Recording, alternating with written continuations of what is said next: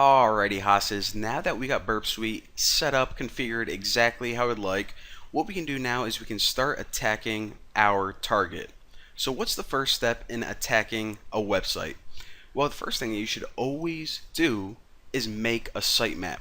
What is a sitemap? A sitemap is essentially just a visualization of the entire website structure. Once we have a sitemap, we can see all of the files, all of the directories, the entire structure of how the website is laid out. Now in Burp Suite, the sitemap also involves a log of all of our requests and responses.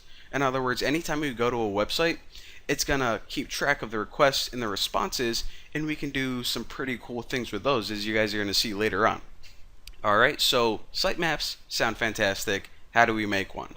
Well, the first thing that we can do, there's actually two different ways you can make them, either manually and automatically. And if you use the spider, then it'll crawl your site and do it automatically, and I'll show you guys how to do that in just a second. But for now, I'll show you guys how to do it manually and some of the benefits of doing it manually. So if you hop over to proxy, make sure this little button intercept is off. If it's on, then what Burp is going to do is try to intercept every single request. And it's annoying because then we have to go to a website, then hop back here and be like, okay, take this, go back and forth and back and forth. Just keep it off for right now, and I'll talk to you guys about in detail why you'd want that later. So hop back into your browser and just start clicking links. Alright, let's go to the user new page, info page, read a little bit of info. Alright, let's hop back in Burp and check it out. So behind the scenes, what Burp is doing is it's trying to build a sitemap for you. So this is the website, and if we expand this, we can see that right now it built one directory. This is the main directory that all the files are in, and we went to the info page, the user new page, and what it did is it logged our request. This is our request right here, and the server's response. So this is their header information and all of the source code involved on that web page as well. Now, one other thing I want to point out is if you guys were like, alright, that looks pretty cool, but got a quick question here. We only went to two web pages, info and user new. So what the heck is all this crap, and why did it get automatically generated? Well, behind the scenes, what Burp is doing whenever you go to a new web page is it's looking at that source code and it's pulling out all of the links. So for example, even though we didn't go to Twitter or Facebook or anything like that, since this web page has links to those pages, then it's going to go in, pretty much keep track of them, log them, and that is why you see that some of these links are gray. That means that they were logged, but you didn't go to it. So that's the difference between black and gray links, and also why a bunch of stuff is popping up that you may have thought, what's going on here? Now, another thing that you may want to do, and I do this almost all the time, is this. You see all these links right here? We really aren't concerned with these extra links right here. This is our target. This is the website that we're trying to attack, hack into. I really don't care about a sitemap for like Twitter and Google, anything like that. Well, anytime we want to kind of clean this up, what we can do is we can define our project scope. In other words, it's our way of telling Burp Suite, hey, this is the part of the internet that we really care about, this website right here. It's actually really easy. If you right click the main root website, you can click add to scope. And now in your scope tab, we can see that you now have a project scope. In other words, this, like I said, is a way of telling Burp, these are the targets that we're most concerned of. Now, if you go to sitemap, then what you can choose to do is if you click this little white area, this is your filter, and you can say show only in scope items. In other words, show the stuff only if it's in our scope. So if you click that and check it out, it now only shows the website that we care about. Now let me just talk about this for 1 second. Again, this is your filter. In other words, it says what do you want to see in your sitemap.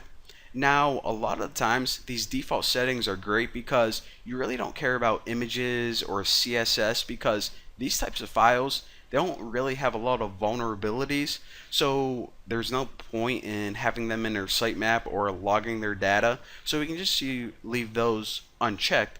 And also, if you have some types of files that you only want to log, or some types of files that aren't included in here that you never want to see, then you can adjust all your filter settings right here. Again, pretty self-explanatory. I don't need to talk you guys through all that. So there you go. The first thing that you always want to do is you want to start building a sitemap and define your target scope. Now, if you're like, okay, this sounds like it's going to be a lot of work, generating a sitemap by going to every web page and clicking it manually, why would I ever want to do that when I can just have an automated spider run and gather every link for me? Well, here's the thing. Whenever you first start trying to hack into a website, you usually want to avoid the sensitive areas at first. For example, if there's an admin panel, or I don't know, maybe some other sensitive area, maybe some links that you don't want to click, like a delete link or a logout link, the spider isn't that smart. So it's just going to click every link, try to submit every form, and you're going to be causing a lot of noise. So that's why whenever you manually map an application, the web server is always going to see you as just a normal person. And it's very hard to detect that you're keeping this information and storing it, and you also have complete control over exactly what link you want to click, and you won't accidentally go into any dangerous areas. So that, of course, is the benefit of manually creating a sitemap. And before I end this video, I should probably talk to you about this. If you ever want to change your target scope, then what you can do is you can go into your scope tab, and you can either just delete this, or if you want to add a new item to your scope, maybe, I don't know, you're trying to hack into 2 websites, you can do that as well. So let's see, add a new item, edit, remove. These are all self-explanatory. This load right here is if you already have a list of targets and you just want to load it in, you can do that as well. And also, this scope is not just for your sitemap. Every single tool, well, I don't want to say everyone, but all other tools in Burp are going to first check your scope before running those tools. And what this prevents us from doing is attacking every single website that we visit. It says, okay, for example, if you want to scan for vulnerabilities, then I'm going to set up my scanner to only run tests on this scope. And again, that prevents us from trying to attack the entire internet because that probably wouldn't be a good idea. So that's what you want to do whenever you start attacking a website for the very first time. You first want to define the scope, and then you want to start mapping it manually. Now, once you have a pretty good overview of the site structure and the site's code, then what we can do is we can use our spider to crawl the rest of it automatically, and I'll show you guys how to do that in the next video.